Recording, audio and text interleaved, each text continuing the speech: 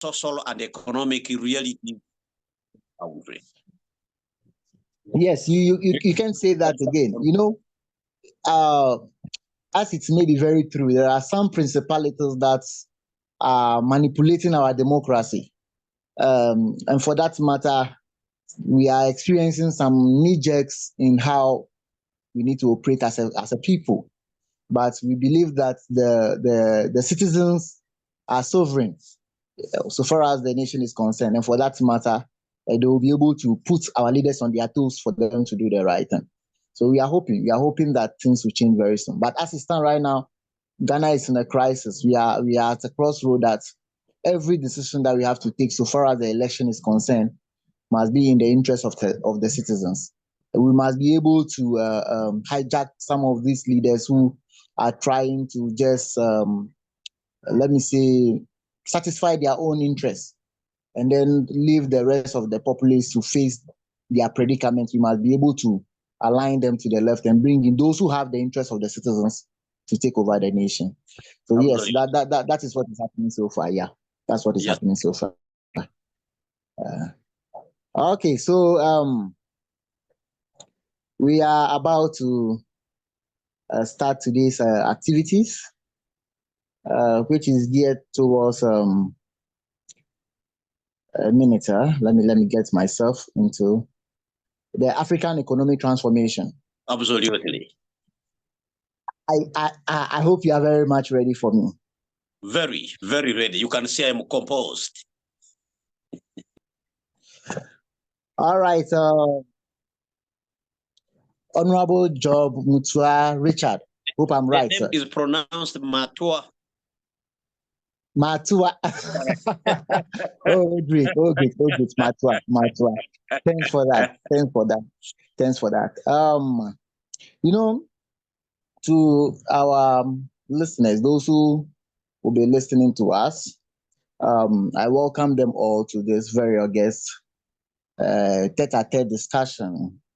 And before I proceed, I want to give kudos to our president. He is always in the person of President Isaac Boadu.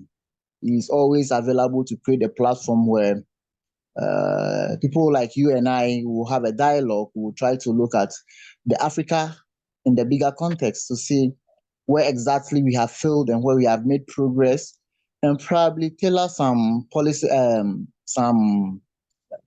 align certain solutions to some of our problems. Who knows?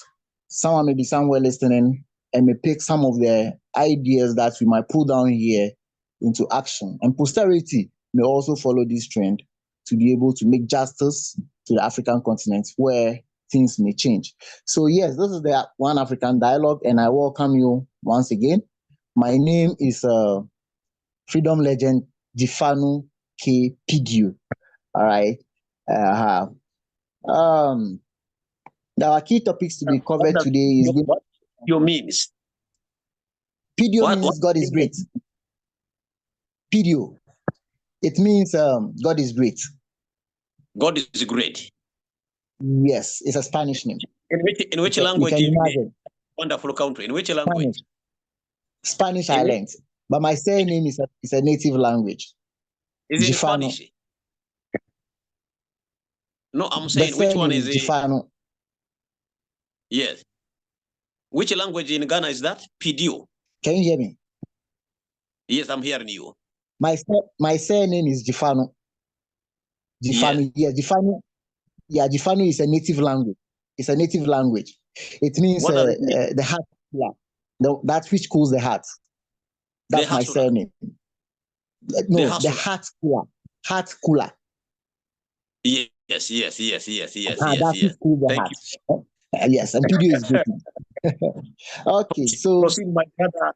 Jifano Pidio. Merci beaucoup. That's the name. Yes. So yes, to our listeners, you are listening to Honorable Job Matua and myself, who happens to be the host of the African Dialogue, by name Freedom Legend Pidio Jifano. The essence of our meeting today is going to be on the economy, where we are going to put the African economy on the drawing board today.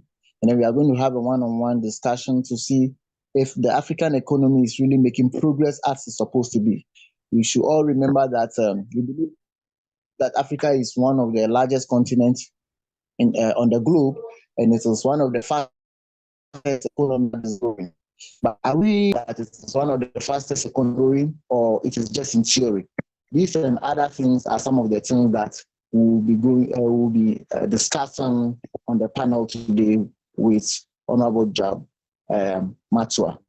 So all the audience that will be watching and be listening to us, we pray and hope that probably you can also bring your comments in the comment section and join the conversation as and when you join us. Thank you very much. So today we are going to touch on, so African economic transformation has been shaped by a complex history of colonialism, if you agree with me. Both colonialism, independent movements, and various economic policies all aim at development. But then there are some stages in which our economic transformations have seen.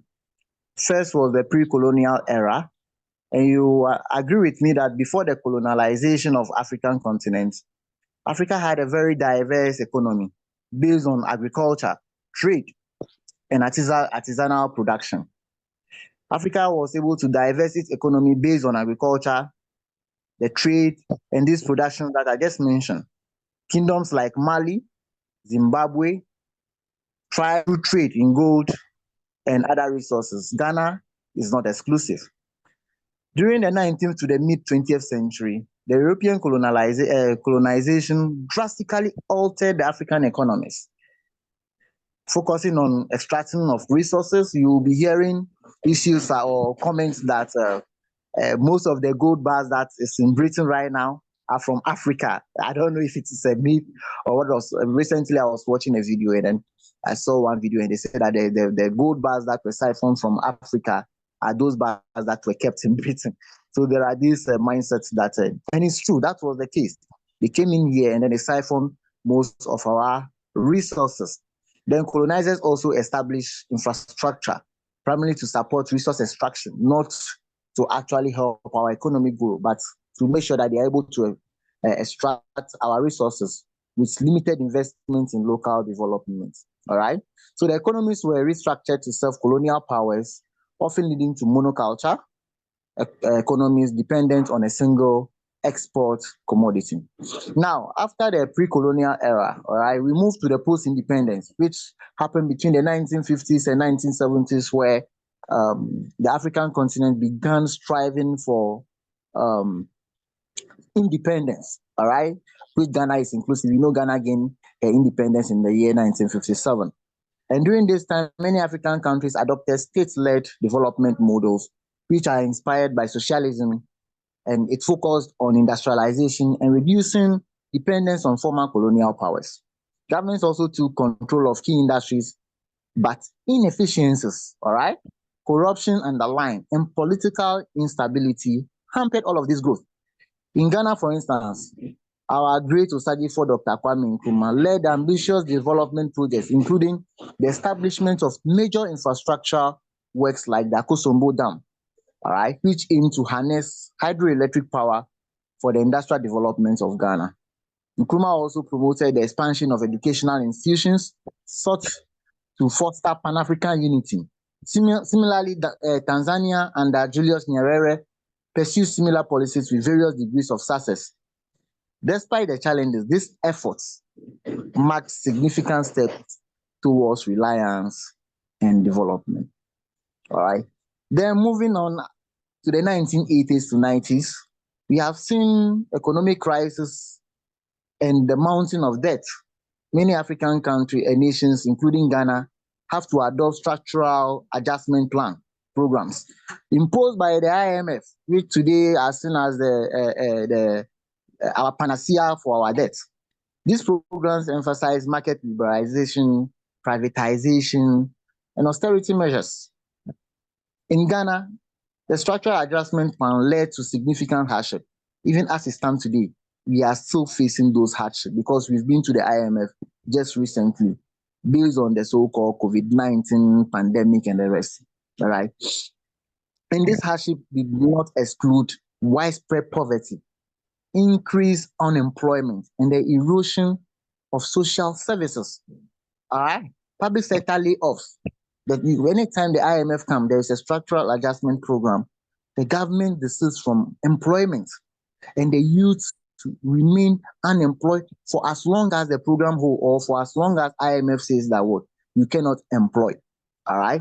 And then this led to further exacerbated social inequalities and economic difficulties.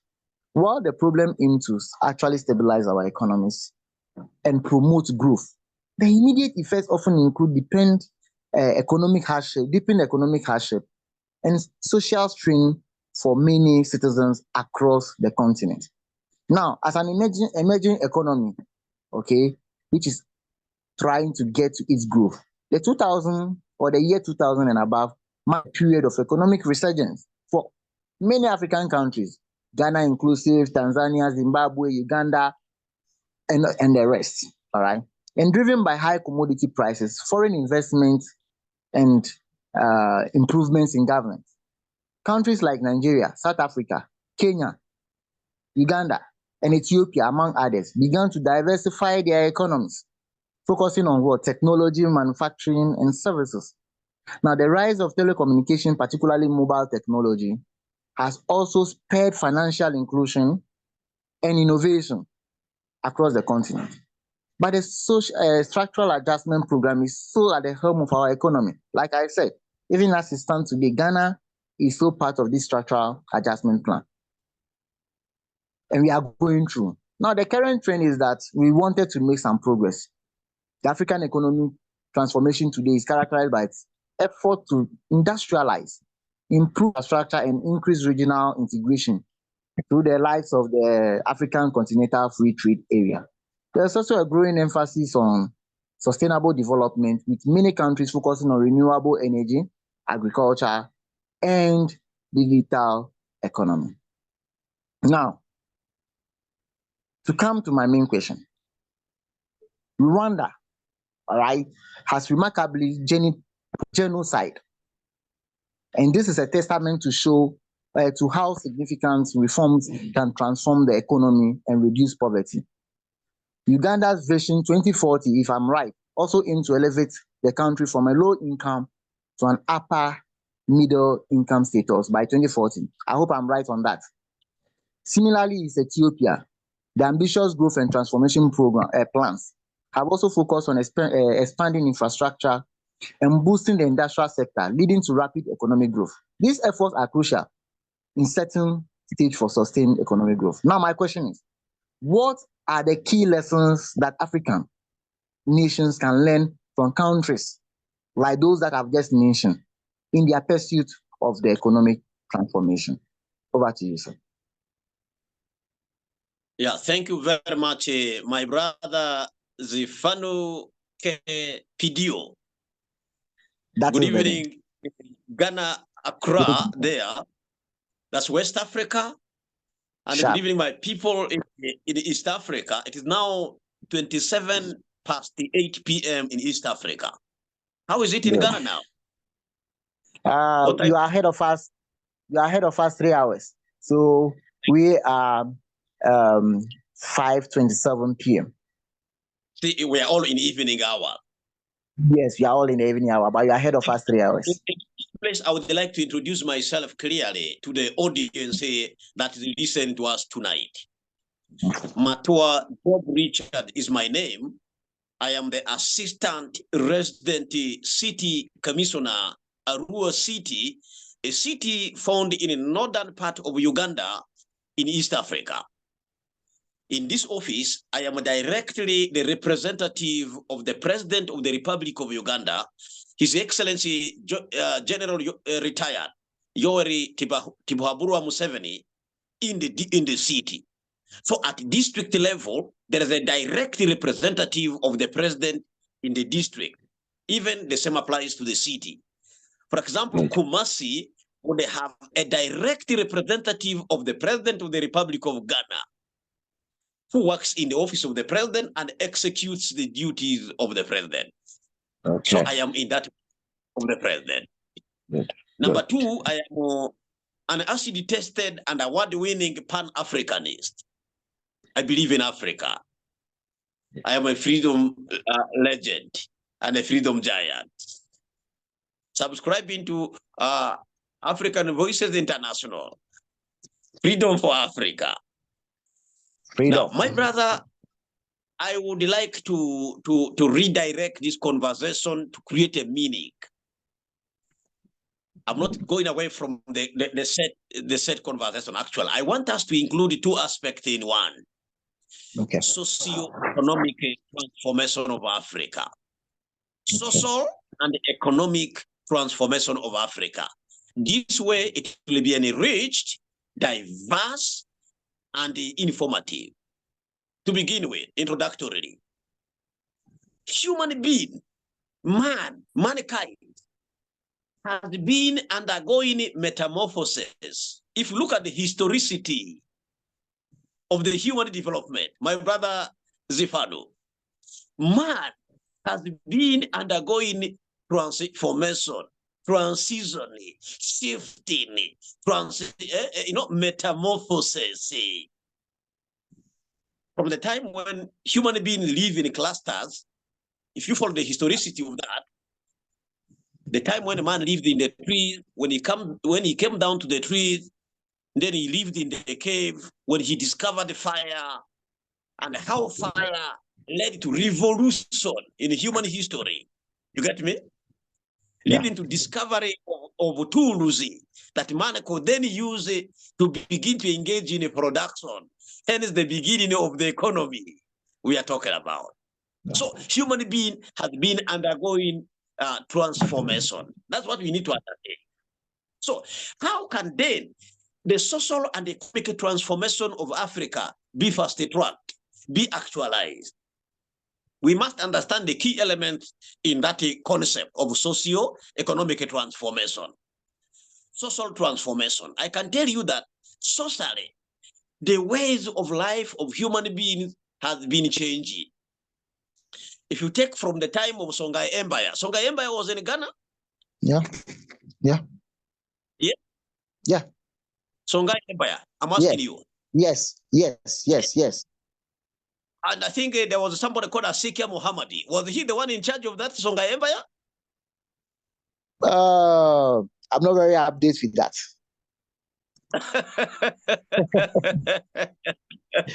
No problem. I know that may not be your topic. Now, if you take from the time of Kingdom Era, the chiefdom to the current state, okay, society, which is the human organization, has been undergoing transition, has been moving, has been on a motion, has been on a transformation. You get me? Now, so African society, from that pre-colonial state to colonial state to the post-colonial state to modern state, must be understood completely in terms of social and economic dynamics. How this African society has been evolving, has been changing, has been undergoing transformation. Now, Pidio, I wanted to ask you a small question. Are you there? Okay, I'm here. My brother. Are you there? I'm here. The network internet is disturbing you. Yeah, it's disturbing. It's not very stable.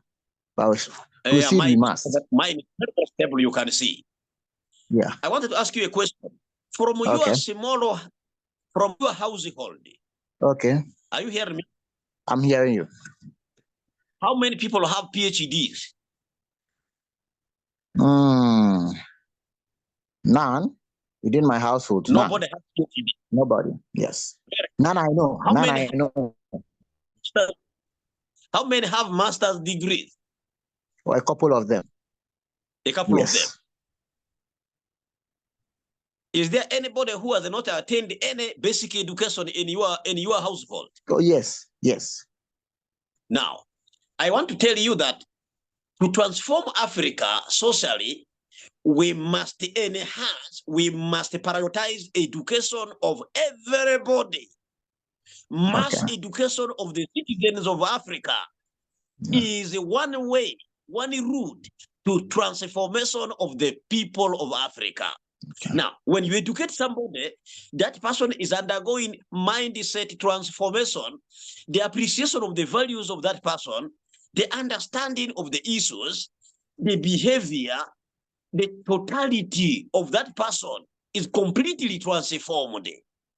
Now, if you go into a household in a Kumasi, for example, or in Pretoria in South Africa, or in Kenya and Nairobi in Kenya, if you go into a household where everybody in that household has attained a basic minimum of bachelor's degree, observe the way people in that household do things. Then go in another household where nobody has a basic or bachelor's degree. You will see the two households behaving differently in the way things are done by the member. The one where everybody has obtained a minimum of bachelor's degree is having a certain quality of life, a transformed way in which even they think.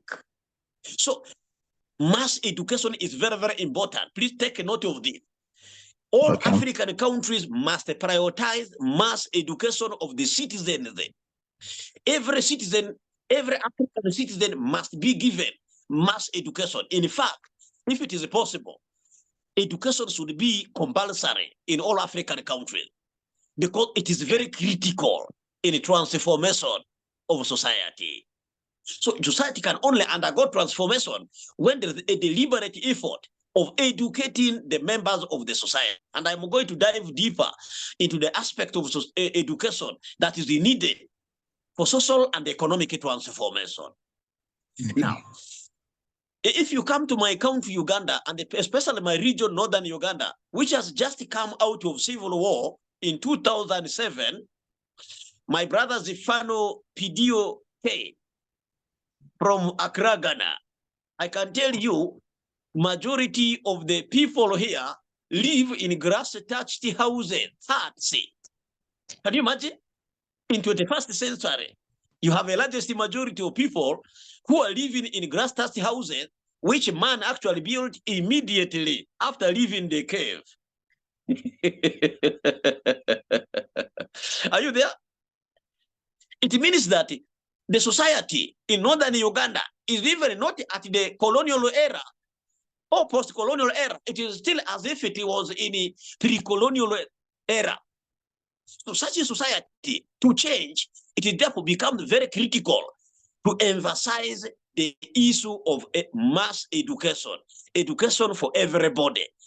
I want to underline this, that all African citizens must be given education, which education is an empowerment, which education is a transformation, and in doing so, we will be able to transform or transition Africa. Okay. Now, are you still there? I'm still here. Yes, yes, thank you very much. Now, education should therefore be tailored. Now, let me address the education we need in the various African countries. Okay. Ghana must tailor her education to the needs of the country. Uganda must tailor her education to the needs of her country. South Africa must tailor the education to the needs of the people of South Africa. Nigeria should tailor the education to the needs of the Nigerian people. The problem here has been that our education has been colonized. Throughout Africa, we are running curricula, we are running syllabuses that are almost a template of what is being done in America, in Western countries, in Europe. That is why our education is not so much liberating our people. That is why our education is producing more of unemployed job seekers than our education producing job creators. Are you getting me? I'm getting you. So it is we need an education that empowers our people, that skills the African person to use the abundant resources in Africa to become job creators, not job seekers. So because we are using colonial syllabus, colonial curriculum, or curriculum simply copied and pasted from the Western countries, we have been duped that side in terms of wrong education of the people of Africa. That's why we are suffering from the pandemic, or the pandemic of unemployment. Are you getting me? So the unemployment Africa is suffering today is as a result of wrong education, education that is not critically addressing the societal issues of the various societies in Africa. So the way forward here, I'm guiding for the transformation of Africa is that all African countries must tailor, must design curriculum that suits the interest of that country. Okay. If in Ghana the economic base, the economy is largely agriculture, based on agriculture, can all the people in Ghana be empowered, be skilled in ensuring that there is a aggressive, sufficient production of cocoa, to the extent that this cocoa, which is now produced in Ghana, can be added value locally within Ghana, that Ghana can only export the product, the finished product of cocoa.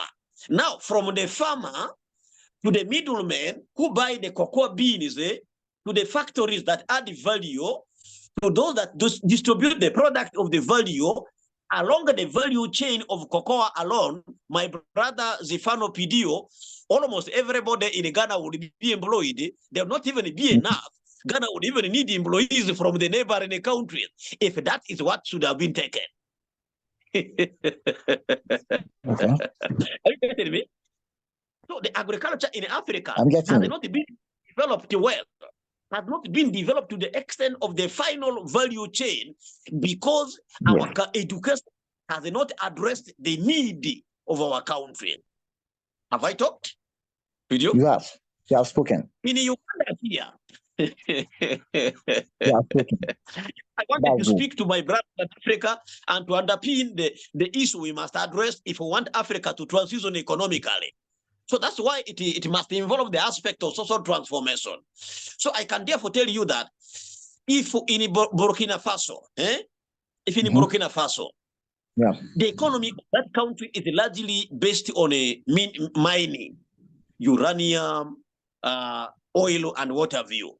Okay. And the education needs of Burkina Faso address that oil. So that what Burkina Faso exports is not just crude oil, but the finished product of oil. Do you know from oil alone, there are over 60 products that can come out of oil? Yes, yes. I know in Ghana there is also oil mining, which is there. Yes. If for Ghana, we have to concentrate and ensure that the oil which is produced in Ghana is refined in Ghana. I can tell you that oil industry alone in Ghana would employ nearly all of the Ghanaians, and there will not be enough. Ghana would even go in the neighboring countries to get employees. So therefore, having an undeveloped economy, underdeveloped economy, as a result of lack of capacity, largely caused by the wrong education, is the major problem. Causing underdevelopment, causing economic stagnation, causing delays in our transition, economic transition in Africa. Are we there? We are there. We are there. Now, so therefore, my brother, I therefore would like to say this. For the economic transformation of Africa to take place, number one, we must redirect the education of the citizens of Africa, ensure that everybody is educated rightly with the skills that we need in each of these countries, and then to develop each sector to a maximum so that it can create employment for the citizens of the country. No African would leave Africa to go and look for jobs in Europe. No Africa would leave Africa to go and look for jobs in the deserts in the Middle East if we are to develop all our industries very well. So therefore, every government, every citizen of Africa must rationally, objectively look in that direction of correct education of African citizens and the proper development of each sector of our economy, the economic basis, so that they become the redeemer, the savior of our economic transformation. You have really, Now, really spoken well. Okay, continue. Yeah, I want to hear more. I don't want to interject you. I'm enjoying it. Yeah, I can tell you, my brother and my other brothers and sisters, freedom giants who are there, and the rest of Africa. Africa is the best continent ever in the world, and it will remain the best continent in millions of years to come. The resources of Africa, no other continent will have it. Now, but we are not supposed to be poor. So the poverty in Africa is as a result of poverty of the mindset, is a result of poverty of lack of strategic leadership occasioned by our leaders who don't address real issues. They are diverted to other issues. Now, I therefore want to say there are 4 sectors. All African economies must rely on urgently to empower the citizens, to make sure all the citizens can get employed. Can I list them? My brother P.D.O. Zifano K. from Accra, Ghana. Okay, yeah. Can I mention them? Yeah. Number 1 is agriculture. All right. Before I came line, I was doing 4 sectors which we Africans should use well in an effort to transition or to transform socioeconomically. Number 1 is commercial agriculture. That cocoa industry in Ghana, that rubber industry in Ghana, can it be developed to the extent of the final product, what we call the value chain? And I assure you, if these 2 sectors are developed alone, even Ghana will not need to touch the oil. All Ghanaians would be employed in that sector. There will not be enough. Ghana would even call for other African citizens in West Africa and elsewhere to come and work in Ghana. Are we there? Yes, I'm here. I'm back. My brother. Yes, proceed. The network is not giving any. So commercial agriculture is therefore very important. And I have underpinned something that for it to be effective, to create jobs, we must develop the sectors up to the finished product so that we export finished product. From exporting cocoa beans, Ghana must export cocoa finished product because there are a lot of values, a lot of products that Ghana loses, a lot of jobs that Ghana donates to European countries in the name of exporting beans. So commercial agriculture is one. This I use Ghana as an example. This applies to my country, Uganda here. Like now, West Nile, we are massively planting cocoa. Maybe I will send some people from West Nile here to Kumasi to see how cocoa industry is organized that side.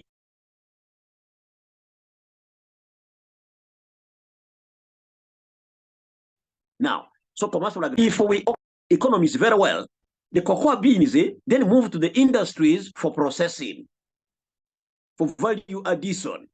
So industries alone. So African countries must develop capacity, must industrialize every region urgently, must set industrial parks and begin aggressive industrialization.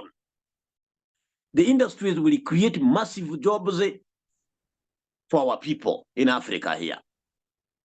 That will allow to transform economically. Then we need ICT, information and communication technology, to be developed in Africa.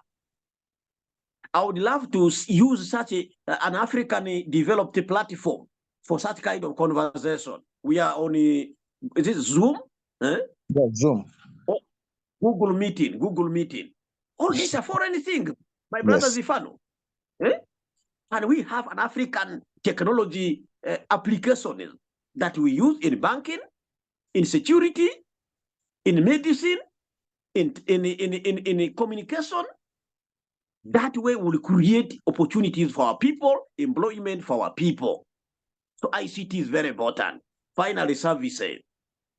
Services, we must domesticate them. Banking, can we have indigenous African banks? Banking, hotel industries, tourism. I can tell you, my brother Zifano PDOK, in these three sectors, Ghana Ghanaians would be able to employ about 40% of the citizens of Ghana in those 3 sectors if they are well developed. So therefore, in a nutshell, I want to say that economic transformation of Africa will not come from outside Africa. It must be initiated, given attention, modeled, and actualized by us, the Africans, to end that bit of the story. Now I want to come to the issue of neocolonialism or imperialism or predatory foreign economic policies that disadvantage Africa, preventing her transition socioeconomically. You mentioned something which piqued my interest that I want to dive into immediately. The issue of restructuring, which is actually the Washington Consensus, the Washington Consensus leading to restructuring of African economy. My brother Pidio, that was a mistake. We must review that thing. That is the reason African countries remained behind, and the Far East Asian countries, the Asian tiger, took off because they did not embrace structural reform, the Washington Consensus. You can see the difference in terms of economic development between Japan, China, South Korea, Malaysia, Singapore. Compare it with development in Ghana, in Nigeria, in Kenya, in Uganda, in South Africa, in DRC, in Angola. African countries cannot match the pace of Asian tiger. And one of the mistakes was the structural adjustment we made, where we removed both the doors and the windows and the ventilators for anybody to enter. So literally, African economies were decolonized. This is the pain. And the great Ghanaian leader, the great Pan-Africanist, Kwame Nkrumah the Great, may his soul rest in eternal peace, had warned us of that thing. Kwame Nkrumah, may his soul rest in peace, had warned us of the realities of new colonialism. New colonialism in present day is happening in terms of colonization of African economies by companies coming from developed world. Do you have Coca-Cola in Ghana? Sure, we do. Do you have Shell petrol station in Ghana? Yes, we do. One of the huge ones. Do you have a Stanbic Bank or Standard Chartered banks in Ghana? Sure, we do have them. These are present data of African economies. Actually, African economies have been recolonized. We must liberate African economies from the colonization, from the captivity. My thank goes to the 3 countries in the Sahel state, Burkina Faso, Mali, and Ghana. They are trying as much as possible to free themselves from the captivity of colonial yoke, of the colonization of their economies by France.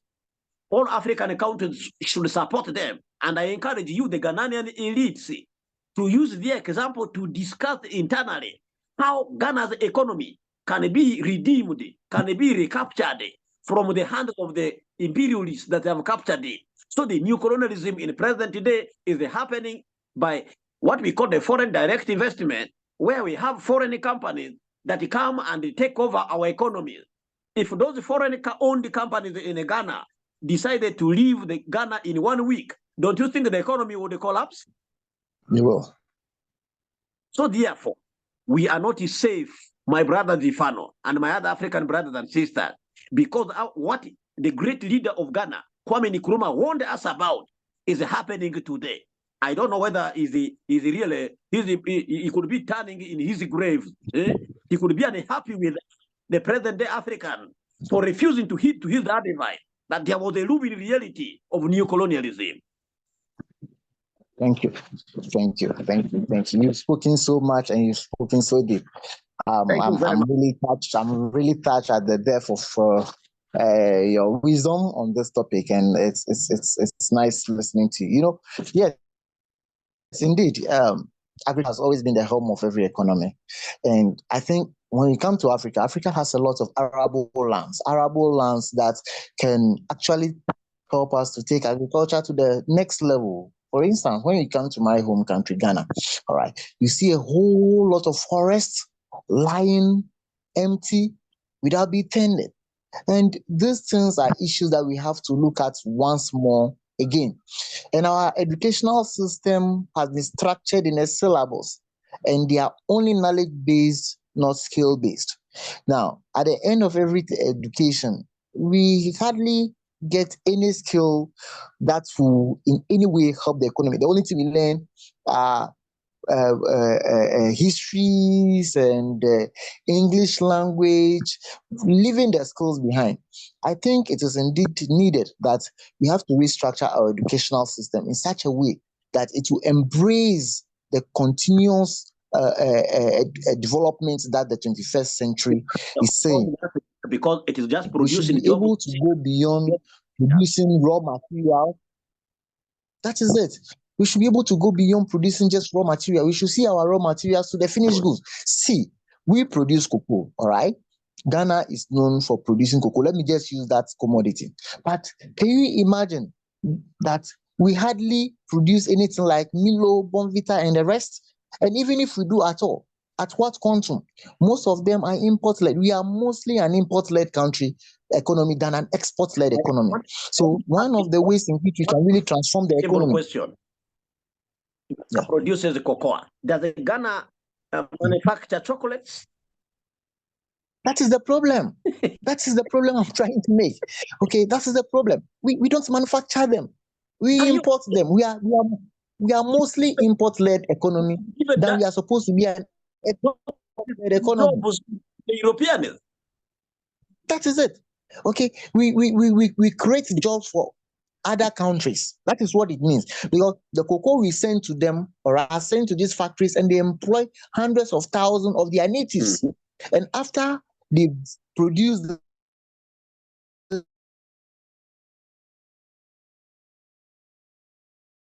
this, and they bring them back to us, we are getting this the developed country rich.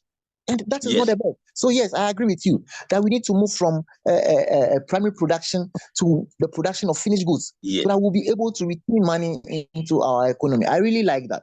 I really like that. That's the only way our economy can transform. You talk a lot also on the importance of the economic transformation for the African anatomy. Yes, and one major of these things is giving the youth employment.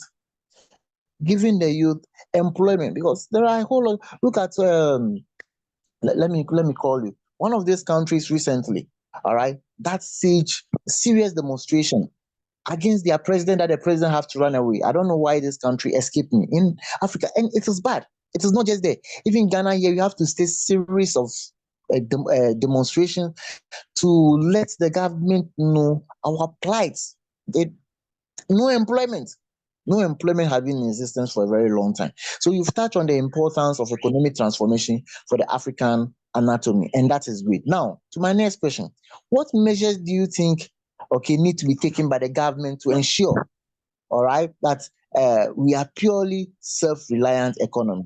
I mean, the governments of the various African countries, Uganda, Tanzania, Zimbabwe, South Africa, and the rest, what measures should they take to ensure they are fully self-reliant? Very good. Thank you very much. And now that is a very pertinent question, and I want to dive into it immediately, my brother. And I Please, can I come again? Do you get me? I appreciate you for understanding deeply my submission on the issue of an economy based on production of raw materials, which are then exported, giving jobs to other people. Yet we would only export finished product. Ghana would actually be exporting chocolates. Now let me come there. What is the way forward? Number one, we must redirect the curriculum. That's one. If Ghana's advantage is in the production of cocoa, Ghana's curriculum must exclusively address the cocoa industry from the beginning to the final product, and create avenue to see that is achieved. You get me? So that Ghana is able to rely on that industry to anchor, to be the backbone of its economy. In fact, in Africa here, we are doing what we call resource sprinkling. We are actually adulterating our resources.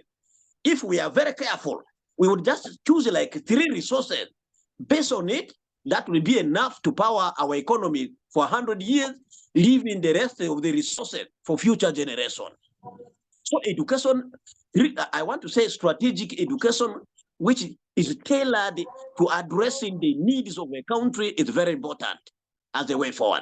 Number 2, we need what we call mass mobilization of the people of Africa. My brother Boado, today you are hearing this thing from me. What if what I have spoken is heard by everybody in Ghana? Do you see the mental consciousness that would have generated, the awareness that this would have created?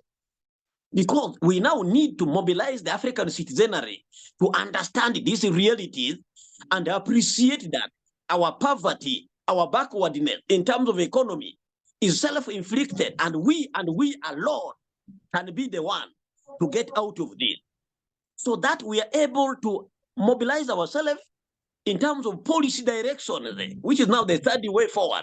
We must generate policies consistent with our economic needs in African countries, in the various African countries. How are we in terms of our policy direction? Are our policies addressing our needs of the country that we have? Now, remember, the policymakers, the lawmakers, they must also be ideologically empowered. They must be ideologically aligned. They must be able to understand this issue, first of all, appreciate it, so that when they are guiding, they are coming up with policies, they are able to create policies which are suitable to address our socio-economic needs as the people of Africa. Number 3, we must elect leaders who understand and prioritize social and economic transformation, not leaders who become betrayers of African interest, who become agents of new colonialism. There are very many in West Africa. Since I am in the office of the president and for diplomatic reasons, I may not mention some of them. But there are very many in West Africa. And you can see how Burkina Faso is moving faster. This morning, yes, I read something that Burkina Faso has formed the atomic agency of Burkina Faso. Now, it means Burkina Faso now is going to move away from importing raw uranium to even now using uranium to generate energy, to generate nuclear, nuclear materials for treatment, then for also war material. Yes. Why should they not make it? If other people are having a nuclear weapon, why should Africans not have it? Can they first destroy theirs if they think it is bad? So nobody must stop any African country from also developing nuclear capability. We need it for the strategic security defense of Africa. Mark, you cannot do any economic activity in a country with the wars. No. In fact, peace and security is now the fourth factor of production. First factor 1 is the land, capital, labor. The fourth factor is peace and security. In a country where there is no peace and security, you cannot even produce, even having a child with your wife in your house. When the bullets are flying over, you may not you may not have peace of mind and even fail to have a child. So peace and security is factor number 4 in production. Okay. So I therefore want to say that, yes, I therefore want to say that as a way forward, it is very, very important for us to elect the leaders who understand and address it as of your candidates are speaking to this issue. Yeah. That is where you want to mark it. If they are not doing so, raise it to them. If they cannot understand it, then better get leaders who are able to understand these issues and therefore are able to direct the societies in the different African countries to achieve and actualize social and economic transformation. In Uganda, we have a visionary leader who understands these issues. That's why our Vision 2040 states that Uganda want to become a transformed society from peasant to modern and prosperous country within 30 years. So we are also tired of this subsistence agriculture. We want to go to commercial agriculture where there is the addition of value, where we only go in exporting finished product than exporting coffee beans. In fact, from every kilogram of coffee beans we export out, we lose over 60 US dollars. Over 60 US dollars from every kilogram of coffee we export out. And at the moment, a kilogram of coffee is about $3. $3 to $4. You can see, and we are able to lose $60 when you export coffee beans. You earn $4, but when you export the produced coffee, the finished product, you earn $60 more, a difference of over $56. You know which of importance. So therefore, leadership. I want to repeat this, my brother Zefano. Leadership, strategic leadership is the important way forward. We must look for strategic leaders who understand social and economic transformation issues and speak to it and work towards it so that we can transform our entire African society. Thank you.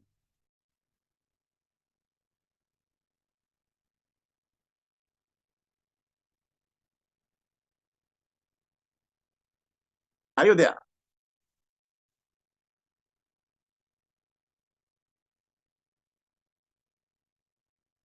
Mention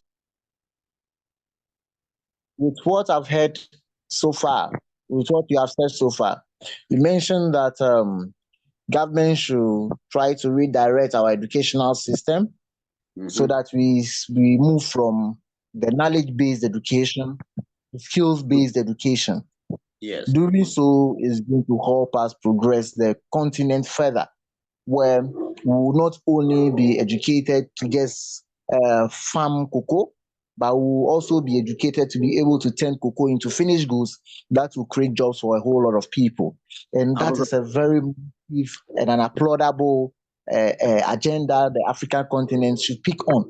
Because yes, of course, one farmer can farm on 10 hectares of cocoa farm, all right? But when these 10 hectares of cocoa farm are turned into beans, it can give job to about 1,000 and more individuals within the continent or within the country. And that is laudable. The other point that you mentioned is the lawmakers must be ideologically empowered. I can tell you for a fact that most of our leaders that find themselves at the helms of politics or at the helms of leadership position are very corrupt. They hardly have the interest of the masses at heart. But see, they are like lions that comes in the clothing of sheep. You hardly will be able to detect that this person is the right person for this position. Until we give them power, then we realize that we have shot ourselves in the leg. Like you said, even at your end, there are so many of them that are there. All right. And another way that these things are not happening is that they tend to change the political system into a market day. Now, what do I mean by that? When it is time for election, all the money they've stolen from us, they bring it back to the people. You know, the people are already poor. They steal from the coffers. They don't give them social amenities. They don't give them job. So they make them poor. And when it is time for election, they give them a token.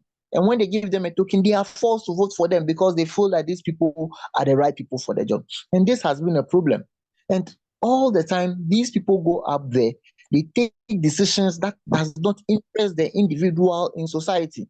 And for that matter, we have continuously face this problem of what? Economic underdevelopment. We hardly realize this transformation. And the other one that I love so much is that what? We must also elect leaders who understand socioeconomic transformation. Yes, of course. See, most people go to parliament or go to represent the people, become president, become a whole ministerial position, become leaders in society. Even for them to embark on petty infrastructural development becomes a problem.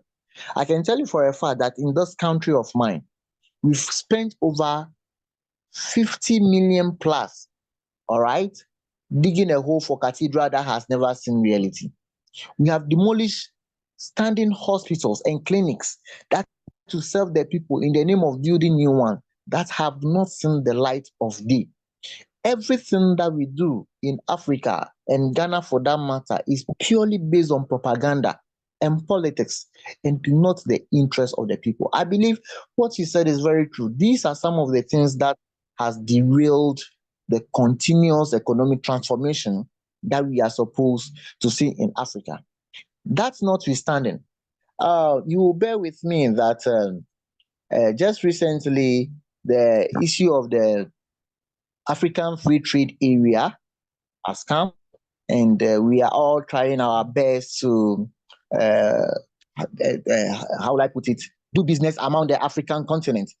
Countries like Uganda, countries like Kenya, countries like Ghana are taking these things very seriously.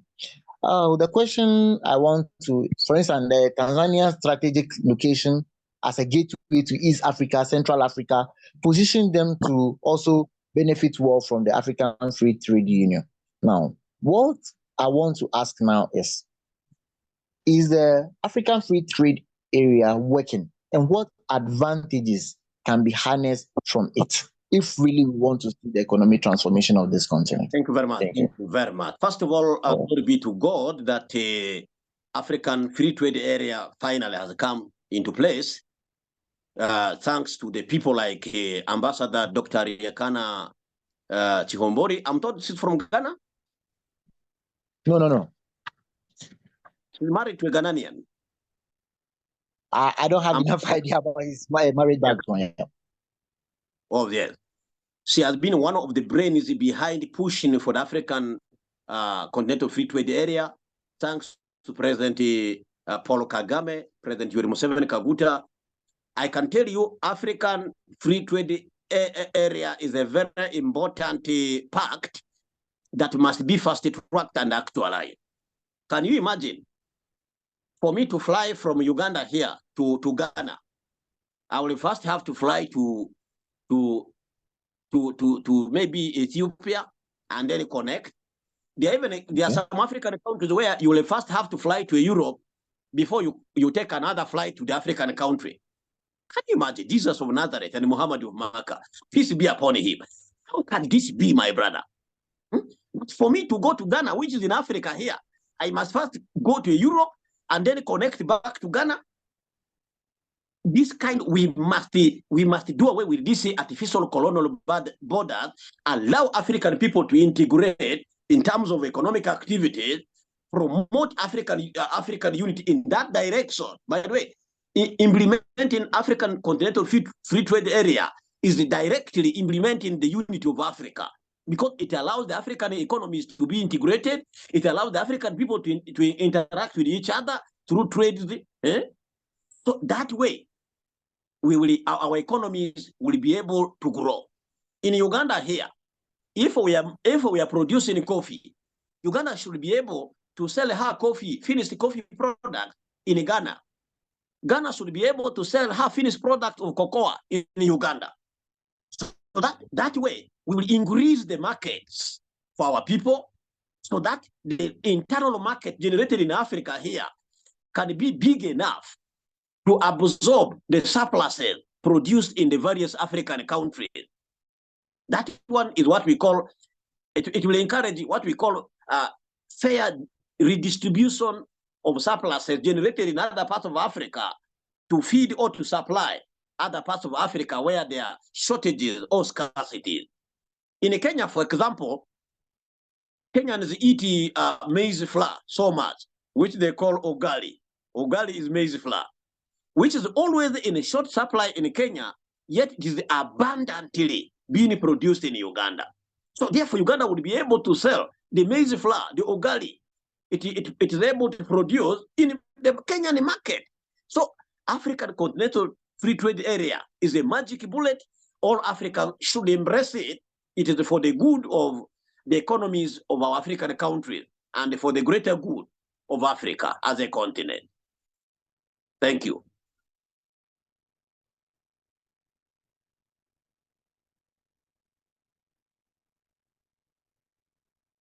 So if I hear if I hear you right, you've actually laid the basis for where we need to take the African free trade area seriously, looking at the fact that there are some countries that has bountifully some resources, some product that other African countries lack. And for the fact that we are integrating this the economy of Africa, it means that we don't have to even depend on the Western world for any kind of product importation into our shores. What it means is that if Uganda produce a lot of maize flour, then Kenya can rely on Uganda for maize flour. And if Kenya produces a lot of coffee and can turn it into their finished product, then Kenya can supply Ghana with what? Coffee. And Ghana, which in turn produce cocoa in bulk, can also turn their cocoa into finished products like Milo, chocolate, Bonvita, and the rest, and can also supply this across the continent wherever market is. And that is very important. And as well, we should also be able to get out or take away the artificial barriers. For instance, flying to Ghana, you have to fly to a European country before coming to Ghana. All these are absurd, and that shouldn't be happening in Africa today. This is not what we envisage when we say that word, the African Union. We should be able to, even there is no need even carrying passports moving from one African country to the other, because we are one. Africa must not be segregated. We are one people. We are one standing country that should accept the fact that I should be able to move from my destination to any part of this continent without being hampered. I'm very grateful for what you have said. It is really in depth. It is very, really, really in depth. Now, for the fact that we need to harness our economy, okay, what has become of our inflationary spirals? Why are inflationary common thing in our African economy? Because of recent, there is so much of it that we have seen. Nigeria has faced significant inflation due to fluctuation in oil prices. I believe Uganda has also faced some of these spirals.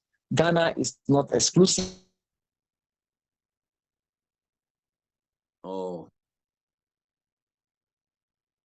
the network glitch again. Zimbabwe has also struggled with what Zimbabwe has also struggled with hyperinflation. And all of this highlights the importance of a stable economic policy. See, when you come to Ghana, all right, our economy is not stable at all. Just 2 years, 3 years, from 4 Ghana cedis to $1. I don't even know why we always measure our inflation by dollar, but that is the norm. So let me use it. 4 Ghana cedis to $1 is now almost 16 Ghana cedis to $1. Meaning that for you to get $1 from the market, you need to pay as much as 16 Ghana cedis. This is not a stable economy. South Sudan itself is also facing a different kind of inflation due to what? Economic mismanagement. So what strategy should Africa put in place? What strategy should we employ to manage this inflation effectively and ensure economic stability? Thank you very much. To control inflation, the first factor is to ensure mass production, increase the production, especially of the food stuffs.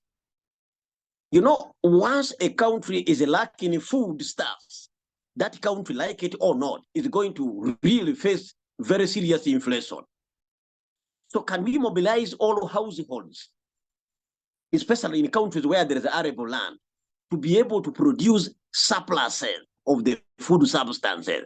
Then once the surpluses are produced, can they be fairly distributed in the continent? We have just explained that there are some parts of the country, there's some parts of Africa where certain things are in shortages, yet they're in surpluses in other countries. You have the deficits in one country and surpluses in other country. So every African country must ensure that there is a food security, there's the abundance of production of food stuff, which is the first driver of inflation in African countries. Number 2, oil, fuel. I am so pained that the Nigerian government could sabotage the Dangote man who want to refine oil in Nigeria, we must ensure that in countries like Ghana, where there is oil being produced, that oil must be refined inside Ghana so that the fuel prices don't fluctuate. Because fuel is the driver, is one of the immediate driver of inflation. Once the fuel prices escalate, automatically the prices of all other things which are going to be transported will increase. So fuel is very, very important. So the African economy is unstable because of the importation of fuel, whose crude oil is coming from Africa. Can you imagine how really, my brother Zifano, that we have the crude oil and we send the crude oil out, and then we import fuel? It is very absurd, very, very absurd. It's unthinkable of. It's unacceptable in 21st century that all African countries that are producing oil must have oil refineries which should be able to produce enough fuel for the needs of that country, and then the excess can be exported. So once you have fuel locally produced from your refineries, whose prices are controlled, once you have enough food substances, foodstuffs being produced, I can tell you, you will forever control inflation. Thank you. Because our inflation actually is largely imported inflation as a result of importation of such important economic driver like fuel. Thank you. Thank you, Honorable Matua. Thank you very Honorable Matua. That is really informing. But you see, with this very topic, okay, I have a little bit reservation. If we should stand up now, you see, or let me just put it that this sends us back to the very beginning of our conversation, that we need to move from the production of raw materials to the finished products.